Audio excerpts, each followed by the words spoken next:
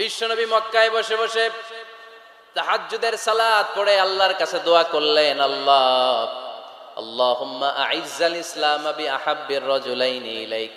ও আল্লাহ, দুইজন লোকের নাম বলবো, দুইজনের দরকার নাই, এই দুইজনের একজনকে আপনি ইসলামের সুশীতল ছায়া তোলে এনে ইসলামকে বিজয় দান করে দেন। মুহূর্তের মধ্যে দোয়াটা কবুল করে নিয়েছে কে? বিশ্বনবী বললেন, আল্লাহ, দুইজনের নাম বলবো আজকের দোয়ায়। বিআবি জাহল ইবনে হিশাম, হয়তো হিশামের বেটা আবু জাহেলকে আপনি ইসলামের ভিতরে নিয়ে আসেন, কিংবা ওমর ইবনুল খাত্তাব, খাত্তাবের বেটা ওমরকে আপনি ইসলামের ছায়া তলে নিয়ে আসেন। ওমরে ফারুকের জন্য দোয়াটা কবুল করে নিয়েছে কে? মক্কার যে অবস্থা, আল্লাহর হাবিব সাল্লাল্লাহু আলাইহি ওয়াসাল্লাম বুঝলেন মক্কার এই দুইজনের একজন যদি আমার সাথে না থাকে তাহলে মক্কায় দাওয়াতি কাজ চালিয়ে যাওয়া যাবে। আল্লাহরে বললেন, আল্লাহ, বেশি চাই না, এই দুইজনের একজন, হয় আবু জাহেল নয় ওমর, হয় আবু জাহেল নয় ওমর। বিশ্বনবী যখন দোয়া করলেন, এই দোয়ার একটা ইমানি ধাক্কা, নুরানি ধাক্কা সাইয়েদনা ওমরে ফারুকের হৃদয়কে স্পর্শ করে ফেলবে।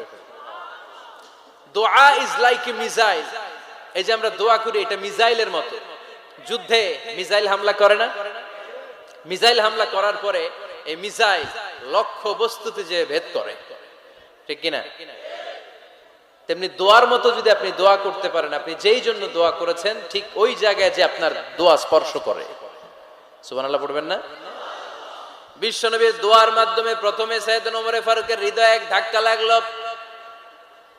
দুই নম্বরে রব্বুল আলামিন সূরাতুল হাক্কা দিয়ে ওমর ফারুকের হৃদয়ের মধ্যে দিলেন এক ধাক্কা। পড়েন আল্লাহু আকবার। কোরআনের ভেতরে সূরাতুল হাক্কা নামে একটা সূরা আছে না নাই? আল হাক্কাতু মাল হাক্কা ওয়া মা আদরাকা মাল হাক্কা। পড়েন আল্লাহু আকবার। বিশ্বনবী যখন দোয়া করলেন, ওই দোয়া যখন সাইয়েদনা ওমর ফারুকের হৃদয়ে স্পর্শ করলো, সাইয়েদনা ওমর ফারুক সব সময় বিশ্বনবীরে ফলো করতে আরম্ভ করলেন। বিশ্বনবী ডানে গেলে লুকিয়ে লুকিয়ে ওমর ফারুক ডানে যায়, বিশ্বনবী বায়ে গেলে লুকিয়ে লুকিয়ে ওমর ফারুক বায়ে যায়।